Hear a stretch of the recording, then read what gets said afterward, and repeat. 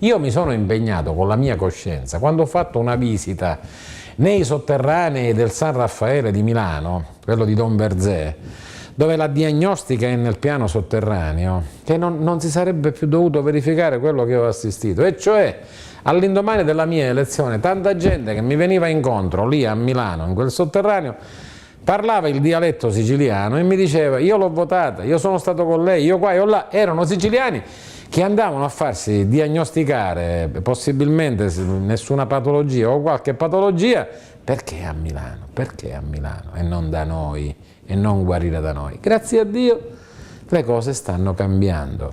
Viene il Bambino Gesù, farà anche la cardiochirurgia infantile e tutto il resto a Taormina, l'Ismet, il San Raffaele di Cefalù, ma i 1000 reparti che vanno bene a Catania come a Palermo come nelle altre città. Bisogna potenziare questi, puntando sul merito. I medici, per carità, poi se mi devono votare mi votano pure, ammesso che io mi candido, ma proprio non ci penso neppure, però che siano i migliori, che siano i più bravi, li paghiamo di più se serve, i migliori chirurghi, i migliori ostetrici, i migliori ginecologi.